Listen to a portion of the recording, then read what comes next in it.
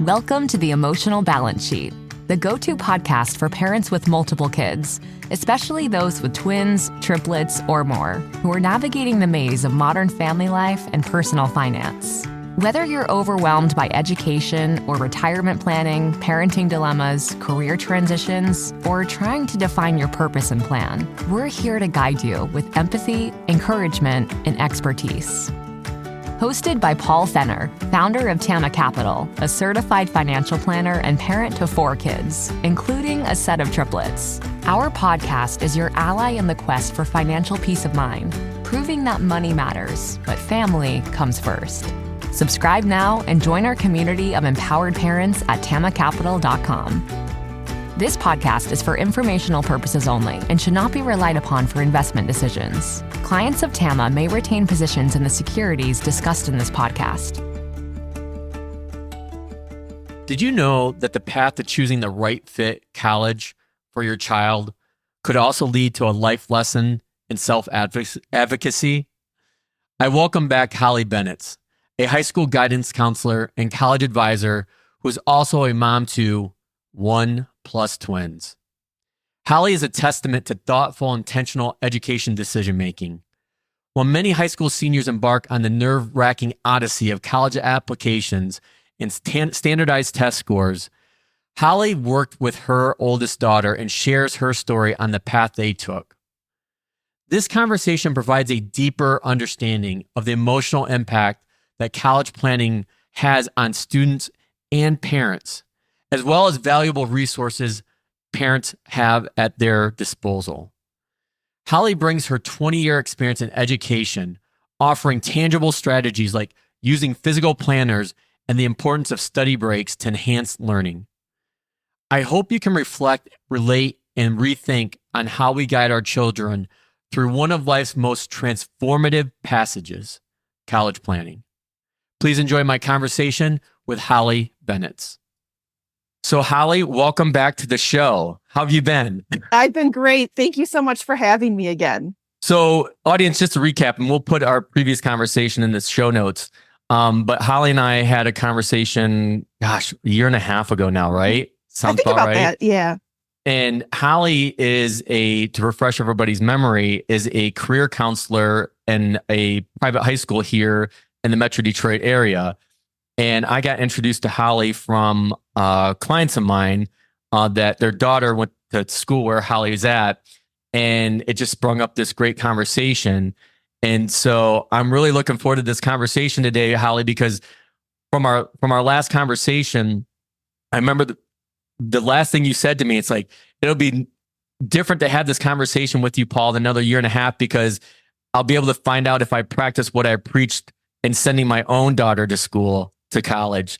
So that's where we're going to dive right into is, did you listen to your own advice?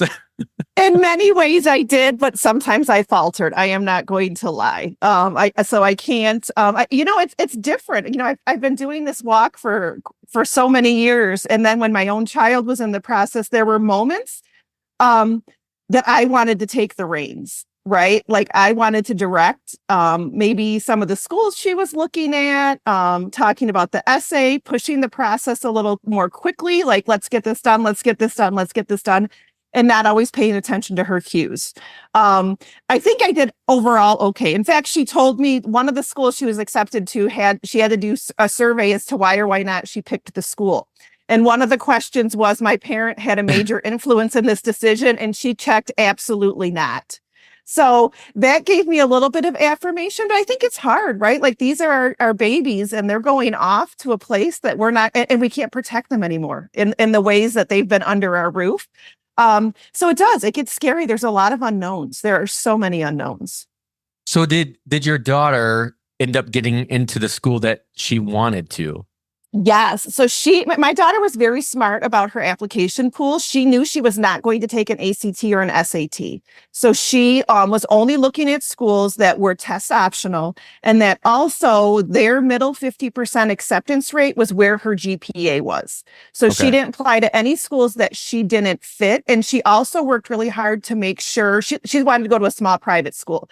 So she made sure the mission statements of the school aligned with who she was, because that's how fit is determined as well. So just like colleges are looking for a match, and students are looking for a match, some of that is how do you align with the school culture? Yeah, I had, I'm not sure if you know Heidi King in the industry, but I had her on for basically a series, and we talked a lot about right fit school and what that meant from a social, a academic, and a financial standpoint. Absolutely. So can you walk us through, like, what was that process like for you and your daughter in trying to find that right fit school? Right. So we talked about a lot of things about what she liked about high school, what she didn't like about high school, were there things, experiences she wishes she had. So that was one of the conversations. A lot of it came down to the campus tour, because when we did, when she originally built her first list, she was very specific on things she was looking for, and she ended up going to a school that didn't meet some of her non-negotiables, which was very interesting for me. Like, she's very into aesthetic, and she wanted a campus that looked very old. Her school doesn't have any old buildings on it.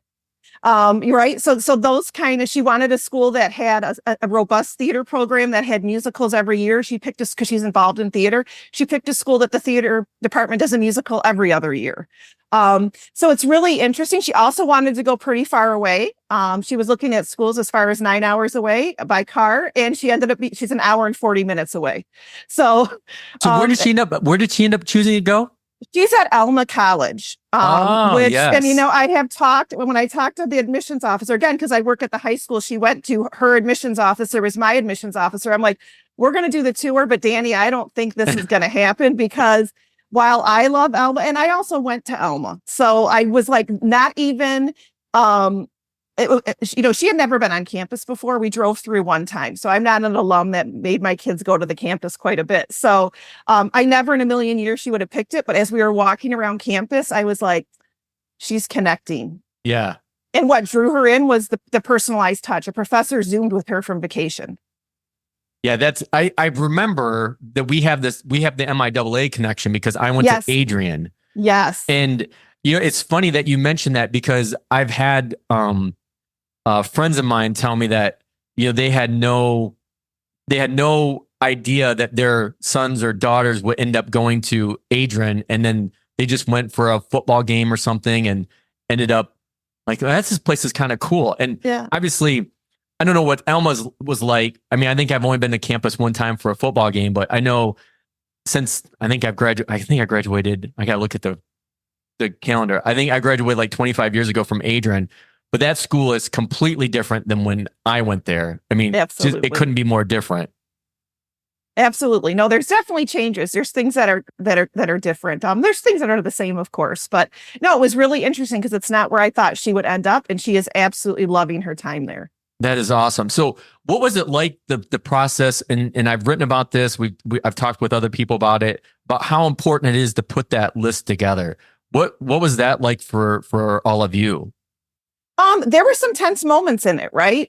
Just because, and not tense as far as fighting, but, in that way, but more of what makes sense and what doesn't make sense. And one of the things I had to really make sure my daughter understood was that you are going to miss many colleges that are perfect for you. With over 2,500 schools in our country, there is more than one right fit. So the goal is to have a list that looks like it makes sense for what you're looking for, and not being afraid to cross a school off the list. You might think a school on paper is absolutely perfect for you when we look at the website, but when we get there, or when you're walking around and you're talking to people, it doesn't feel quite the same as you thought it would. It's okay to cross that school off.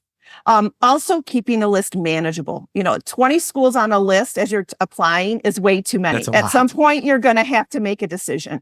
So work to whittle that list down. Now, the caveat to that was if she was doing audition-based programs for theater, we might have had a larger list, because there's a little more that goes into like the selection process. But just keeping it manageable and keeping it focused, and then also keeping the focus on not the outcome of your applications is not a statement as to who you are as a human being. So if you don't get accepted somewhere, it is disappointing. It is hard, but that does not mean you're not smart or not a great human. It just means for some reason, your profile didn't fit what they were looking for. And sometimes that's outside of actual GPA and test scores and what you're doing in high school. Institutional preference and institutional need comes into play. What does comprehensive financial planning even mean? At Tama Capital, it means a family office where lifestyle planning such as retirement, college, portfolio management, and tax prep and planning are all under one umbrella. But it goes beyond numbers. We focus as much on the emotional side of financial planning as we do on the financial side. We get you. We understand your challenges of building a family, business or career, and a healthy life. We are devoted to wealth planning for families like yours because we are you. Learn how our family can help your family by visiting tamacapital.com. One of the interesting things that you brought up just before we hit record that I wanted to swing back on was the application process itself. Mm-hmm. And I know I had this conversation with Heidi King on this just incredible rocket of applications that schools are now getting now. Mm-hmm. And I'd like to have you talk a little bit and get your thoughts on why that is and what kids could potentially do to help themselves stick out a little bit more in a really crowded field, especially now that ACT and SAT scores are, for the most part, for most schools, still optional, although some schools are now bringing them back. Right. I think there's a few things. I think one, as a society, we really have created a fear around this application process, fear of rejection, fear of failure. And I think as parents, that's one of the biggest things we can do is help our students understand, and for ourselves too. Like, sometimes you don't get the result you want, and that's okay. There are many perfect options for you. So we don't feed the fear. But when we feed the fear, we tend to ourselves have our students apply to more colleges because we're kind of grasping at straws. So having a balanced list is important. And that's the schools that we're pretty sure you're going to get into, and schools that might be a little bit tougher. But it's easier to apply to college now. Back in the day when we applied, we were probably still using paper and pencil. I know I was using that pencil, a pen. I was too. Right. And you didn't apply to that many because it took a little bit of time to write your name out all those many times. Now it's all on one application in many cases. And sometimes the applications are free. And then after you finish all your applications, schools are sending you emails that say, hey, apply to us. So you click the button apply because it's free. So that it creates an artificial increase in applications, right? If a student is applying to 8 colleges or 10 colleges, or sometimes 20 or 30, depending on, the student, they can only go to 1. So there's 7 colleges that have applications that aren't going to be utilized. So I think, as students are trying to stand out, one of the first things to do is not try to compare yourself to anyone else in your school. Don't set up this competition, because everyone is going to be read differently and uniquely in the process, especially if a school is using a holistic approach, meaning they're looking at your activities and your leadership and things like that. They're looking to see what you're committed to. You don't need 15 activities that you're involved in, because you can't do that well. So find 1 or 2 things that you really enjoy and delve into it a little more deeply. How can you change that experience for yourself and maybe bring it outside of your school? Or if it's something that you do outside your school, how can you bring that experience to your school? That's a really interesting point, is that, you hear a lot about, well, you got to have all these different extracurricular activities. And what you're saying is, no, not necessarily. Just be good at a couple things. Absolutely, because there's only so many hours in the day. My goodness, my high school students sometimes work harder than I do. Like, their days are longer, right? Like, you think about it, they go to school all day. So they work a full-time job all day, and then they have a full-time or a part-time job after school with just their extracurriculars. You can only list 10 activities on the Common App. That's it. So if you have too many, you have to choose anyway. So you want to keep it balanced. Don't do something just because you think it's going to look good. But if you're applying to more selective schools, they want to see you showing initiative. So they want to see you doing something a little more unique in what you could normally do during the day. So that's why bringing things outside of the school, bringing things into the school, those kind of things. It's funny because I'm already having this conversation with Madison, who's my 13-year-old triplet who's in 7th grade right now. Yeah. Is well, what am I going to do that? Because she's a competitive swimmer and she's in the pool for at least 2 to 3 hours, pretty much, 5-6 days a week. Like, how am I going to have time to do something else? Well, and that's a great point too, because that's showing depth of commitment, right? And colleges understand there's so many hours in the day. And as a competitive swimmer, I got issues in the pool almost every day, all year round. Yeah. It's like she's probably got a fall, a spring, a winter. Like she's in the pool a lot. She doesn't have a ton of time, but could she work a job at the pool teaching swim lessons? That adds something else to that development, right? Could she volunteer a little bit in the summer? Again, not over programming, because beautiful things happen when we have some downtime that we're not on technology and we can reflect and explore and those kind of things. So yeah, it's not about overwhelming, and it's not about trying to pack a calendar or try to pack a schedule. It really is, what are we looking for, and how we can enhance who you are and tell your story. So how do you think this experience in getting your daughter to Elma has impacted the way that you work with your kids at the school that you're a counselor at? Well, that's a great question. That wasn't even on my list. Sorry, I know. That's okay. I'm wondering, how is that, now that you've gone through this, I wonder how that's impacted. So it's kind of I have a follow-up question to this, but I'm not going to ask it yet. Okay. So I might answer here, because this is how it has really, it's changed the way I work with students to help them talk to their parents. This is going to be good. So I always at my school, we do a program in the fall for senior parents that talks about how to support your student as they're going through this process. And one of the things I recommend, which I was told by a mentor of mine many years ago, was that have parents set a time and families set a time once a week to talk about college. And don't talk about it any other time. Give a to-do list. If your kid comes home and they've got everything done, you don't talk about it until they talk about it. Because part of that is, and this is where I would mess up with my own child sometimes, is I would bring the conversation up and she would just go into her room and close the door. And the reality is there's a lot of emotion on both of our parts going through this. Like, you're leaving, she's leaving, we're trying to figure this out. So when I bring it up, it might be she just can't, because emotionally she is not there. But emotionally, I need to talk. So it's helping me. I always tell my students, we're kind of help in this way. We're teaching our parents how to parent, because we've never done this before in many cases. And so how can we say how you're feeling and what you need? And let's come to some agreements with that. So I think that is, instead of getting frustrated with parents, I'm trying to help the students see that point of view, but then also how you engage in that conversation. So it's interesting you brought that up, because I've had this probably conversation with a fellow advisor of mine a couple months ago, and he has a set of twins that are seniors, going to be freshmen next year in college. And that's what he and his wife did, was they scheduled one day a week where they would have the conversation.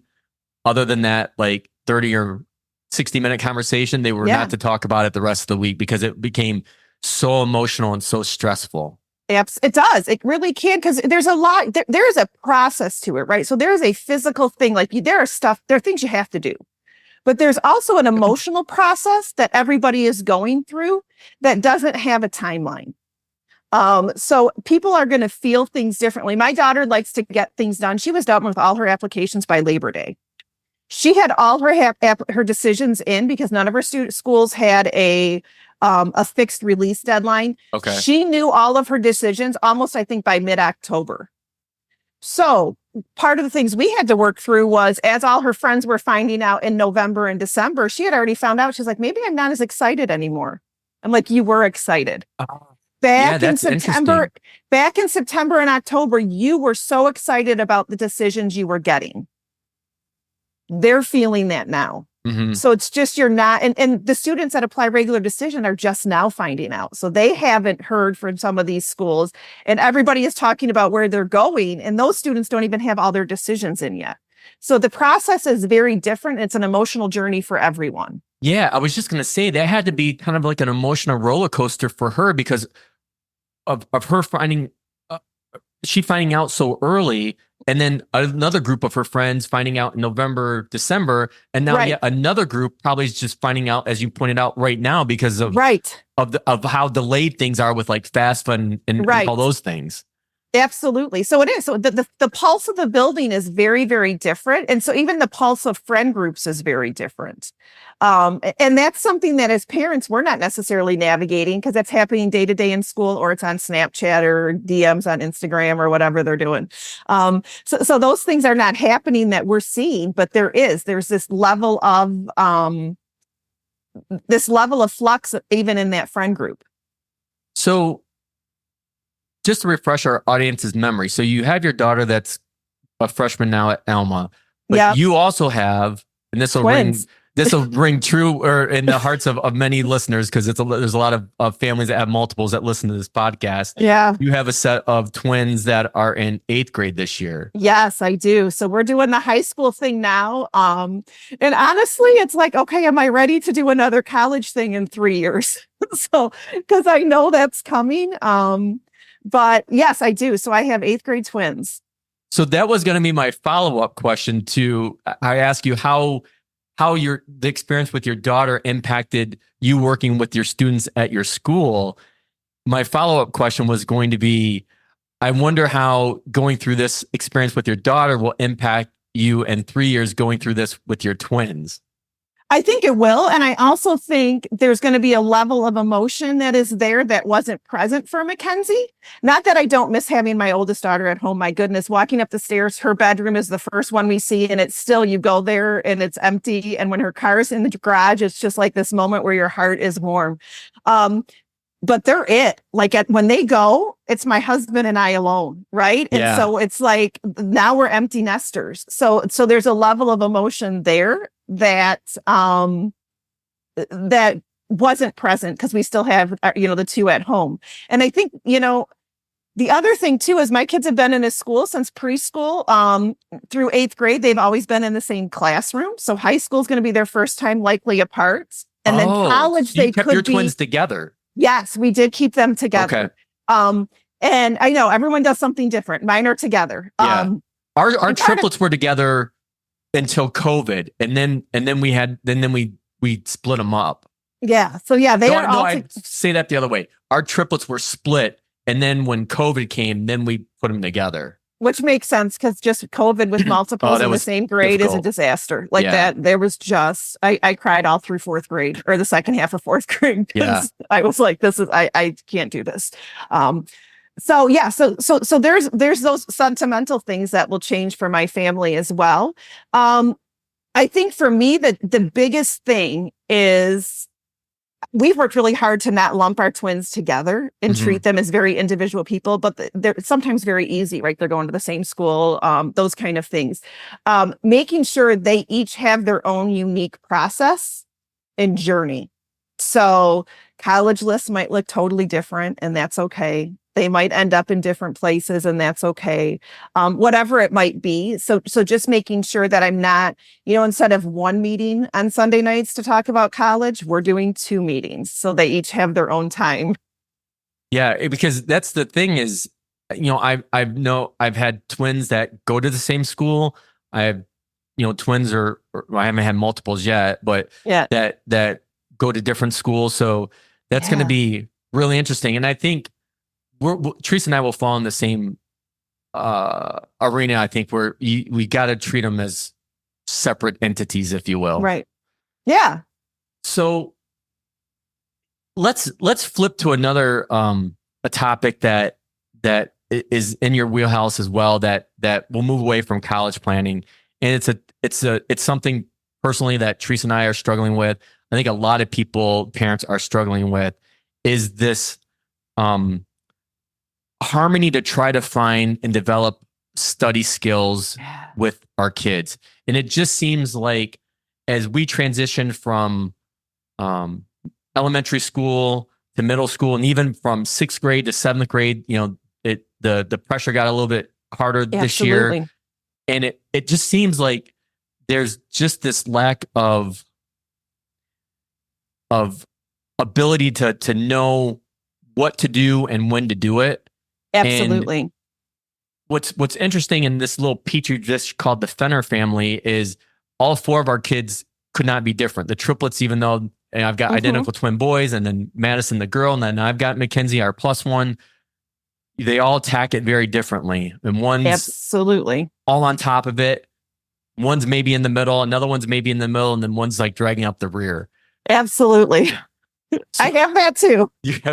So how do you deal with that, Holly, in your own family, but then like in the school, like how do you, because you know full well that transition from high school to college can be huge, meaning somebody that never had to study a lick in high school that got great grades now is on the other side of it, never developed those skills, and now is, facing this in college and not knowing what to do.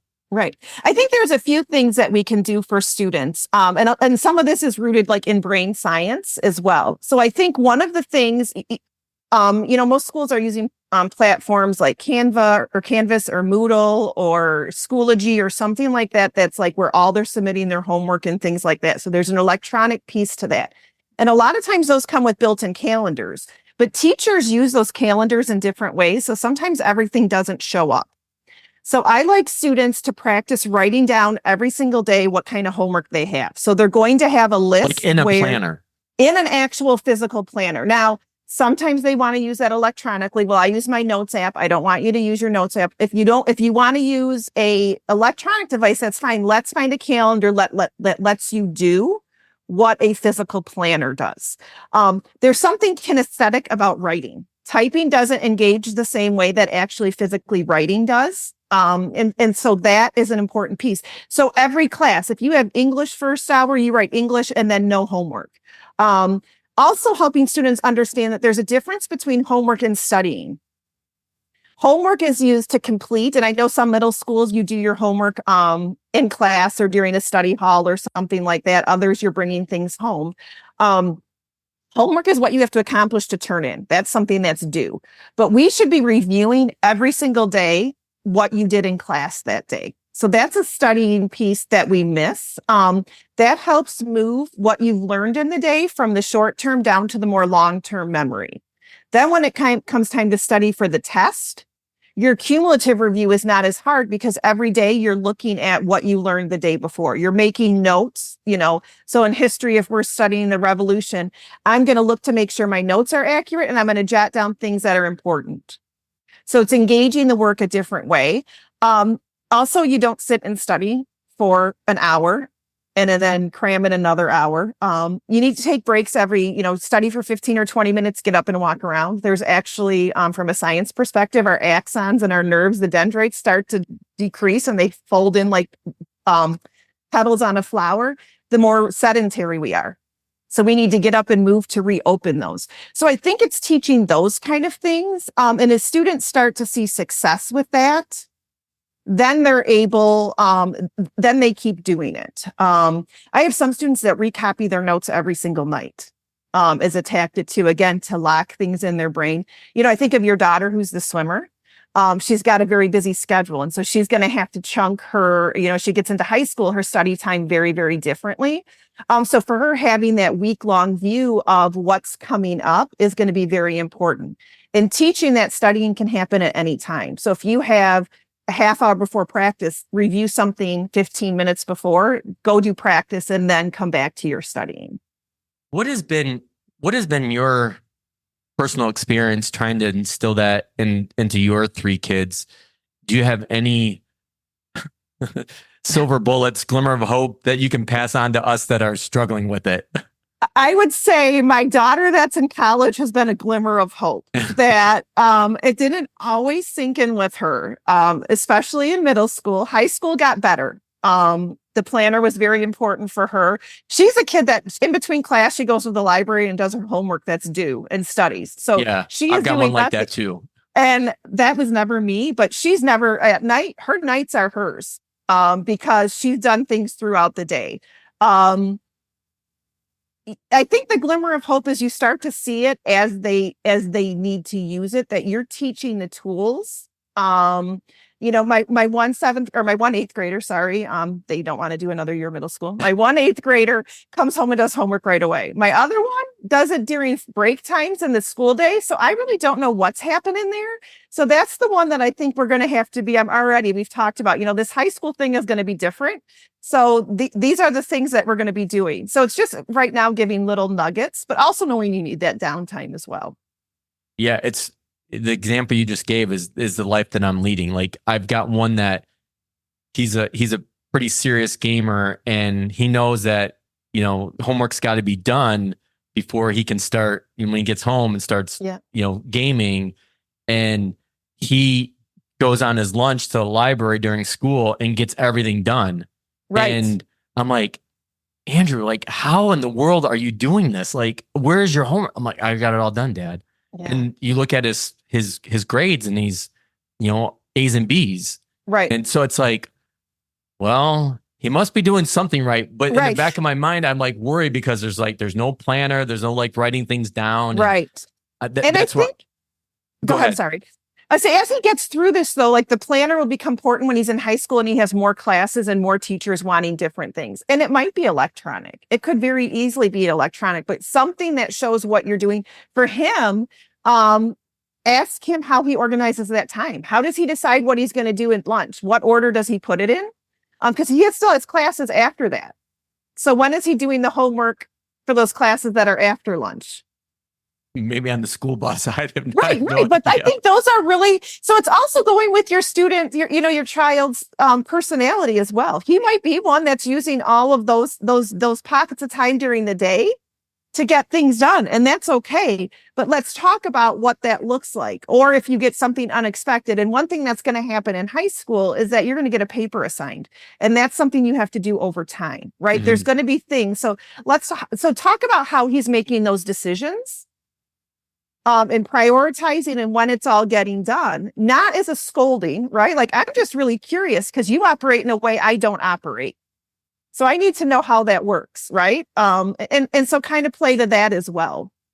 Do you see, I know you're in a private school setting, but do you see at the school that you're at that these skills are taught, or is it something that the parents really have to step in and help with, or the kids taking the initiative on themselves? So like my girl triplet, Madison, the swimmer, like, thank God I don't have to worry about her because she's the planner. She's the one writing everything down. Right. And like when she gets home from the pool at 8:30 at night, 9 o'clock, whatever, she's studying from 9 to 10:30. And while I really commend her and her drive, it kind of worries me because, okay, we're only in 7th grade right now.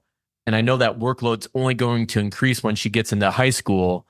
And so that's already like on my radar screen. Like, okay, how are we going to work this out? Because, she talks to other girls that on her swim club that are already in high school that sometimes will be up till 12, 1 o'clock studying in the morning. Mm-hmm. And I'm like, that's not going to fly. Well, and I think that's a decision as a family. Those are some really good conversations to have, because there's also, this drive to take more AP classes, IB mm-hmm. classes, whatever it might be. So really looking at balance and what makes the most sense for your schedule and what you have going on in your life. Because, staying up till 12 or 1 every so often is not a bad thing. But if that's a nightly thing, then we're physically, we're not doing good by our bodies. Like, there is a physical cost to that. Do high schools teach it? Yes and no. And the reason I'm going to say yes and no is because our students, even in a public school district where kids are coming from the same school, everyone's coming with different skill sets. One of the things we do at my school is we interview and talk to every single one of our sophomores about their 9th grade experience. And almost every single one of them reflects on, I did not know how to study till I got to high school. Even those that had perfect grades or whatever it might have been, like that high school learning curve, because again, you're juggling so many different things and so many different styles, and there's a higher level of expectation of the work you're accomplishing. So some teachers will actually like practice different kinds of note taking in those first couple of units of high school, but it all is very teacher dependent. They learn from fellow classmates what they're doing. They might have a tutor in the building that's a student tutoring group, and they learn from a peer. A lot of times hearing it from another high school student, a junior or a senior or even a sophomore, all of a sudden it sinks in pretty amazingly. As you age, your parents don't know quite as much, but your peers know a lot. So, Right. So those kind of things can be very helpful. Yeah, because that's one of the things, like, I remember, like, that's one thing I remember about growing up. Like, I was one of those kids that did not necessarily have to study at all during high school and basically got straight A's. And then my rude awakening was when I went to GMI first, out of high school. And boy, was that like, I was a fish out of water. I had no idea what to do. Right. And I made it through that first year and I was like, I've got to figure this out. I got to change.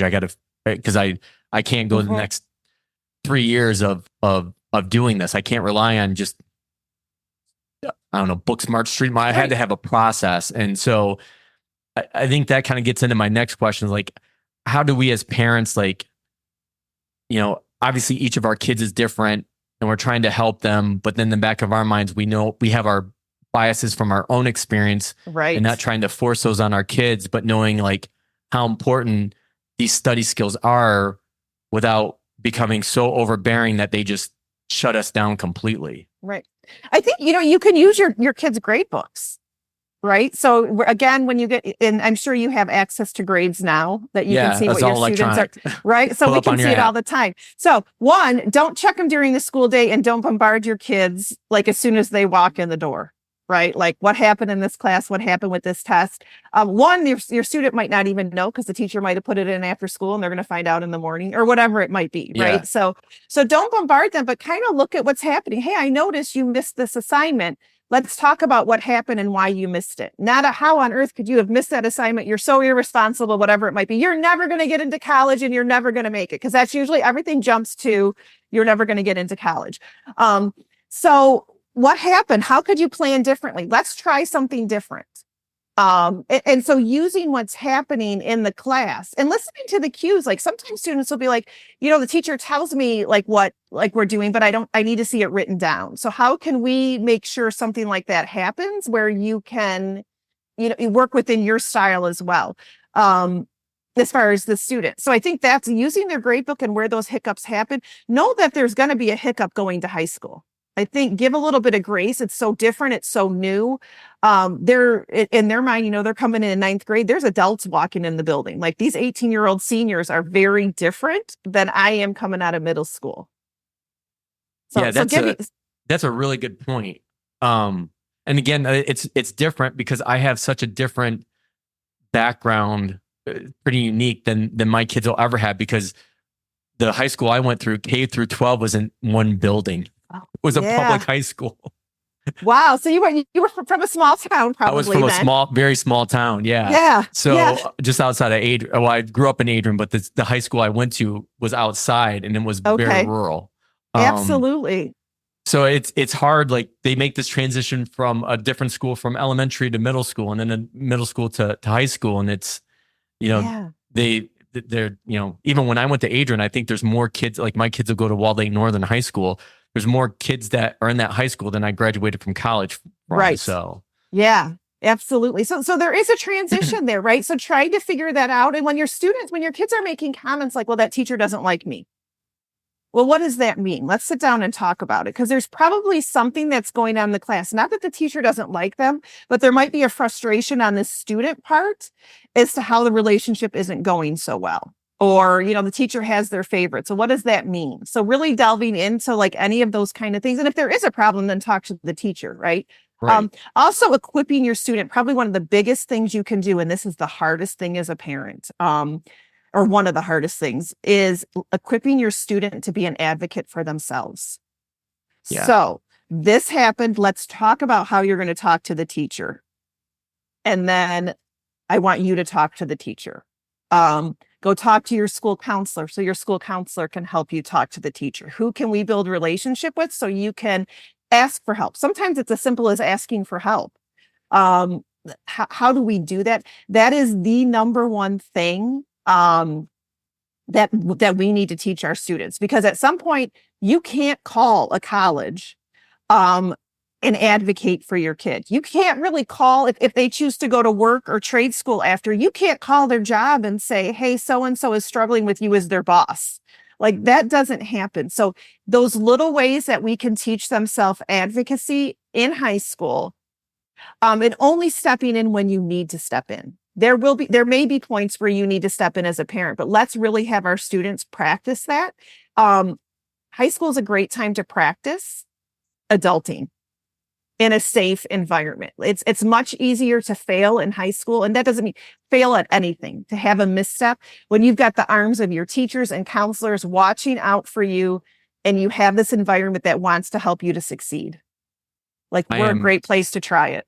I am so glad that you brought that up, Holly. I think that's one of the things that parents really struggle with. I know Teresa and I have, is letting go and having the kids speak up for themselves. And I think that what you just explained there was extremely helpful. I know I only have you for a finite period of time, so I want to get to a couple of closing questions. Yes. My first is, are there any, I want to kind of try to incorporate this into future conversations. And, okay. and I've learned this from a few podcasts I listen to, as far as like, they'll ask guests like, for favorites, like what are you reading or watching these days that other people might find interesting?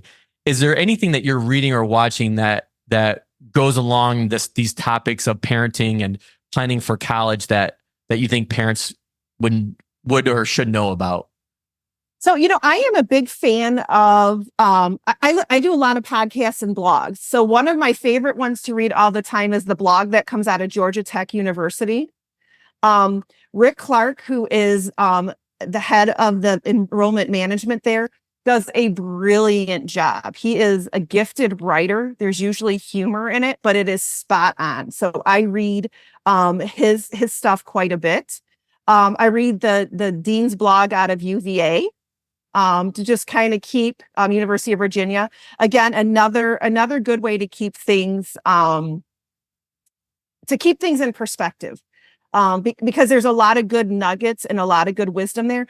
I think anytime, I always, for myself, and I advise my parents and my students, when you are doing these things, go to the source. Don't talk to other parents about what's happening necessarily. Like try to get to the source of where things are at. So I think those are probably two things that intrigue me. To unwind, I watch documentaries, and I know that sounds really weird, but I watch documentaries to unwind. So I just watched one on cryptocurrency and the games, the GameStop or whatever that they just that's what I like to do to unwind. So. Well, interesting. I stay away from crypto, being a financial advisor. I don't do it, but I'm just fascinated by it. Right? It is very interesting. I will give it that. It'll be interesting to see, how it continues to evolve. Yeah. Oh, absolutely. I'm not investing, but I was just, I'm fascinated in how this stuff gets started and how like people are just like, hey, I'm going to do this. I'm like, what? Like, how did you just decide you're going to do this? And then it crumbles. Yeah. So. And then my final question that I ask all of my guests, which is, what is the best thing about being a parent? Since you've been on, I've already asked you this. Yeah. So I'm gonna twist that question a little bit and ask, and I forget how long you've been in the education space, a long time. A very long time, over 20 years. I was gonna say over 20 years. What is the best thing about being in education? My absolute favorite part of working with high school students is helping them figure out what's next. And I also, which is going to sound maybe odd, I love the mess, right? Like I love, high school is a time, there is the book work that's going on, but so much of what's happening in high school is internal, figuring out who you are, who you want to be. Friend groups are changing, all those kind of things. And while it can make me want to pull my hair out sometimes, I like working with students through that stuff because they start to get self-agency and self-advocacy, and you can see like that student in ninth grade and who they become as a senior. And then they come and visit you sometimes when they're in college. Like I just had one of my students visit me that she's in her third year of college, and we spent a lot of time together just navigating high school. And it's just so neat to see that growth. So I love that aspect of my high school work. Well, this has been, and I knew this was going to be a phenomenal conversation, and you certainly, you brought your A+ game, Holly. So I can't thank you enough for having the conversation, and we'll have to do this on an annual basis because I would love to keep getting updates on Mackenzie, at Alma, and how your twins will transition into high school. So absolutely, that'll probably be an interesting conversation for me. So yes, I would love to talk. I love talking about helping students be who they're meant to be. Well, Holly, we'll put all these resources in our show notes and our previous conversation. Great. But can't thank you enough for being on the Emotional Balance Sheet podcast. And I'm already looking forward to that next conversation. Wonderful. Have a great day.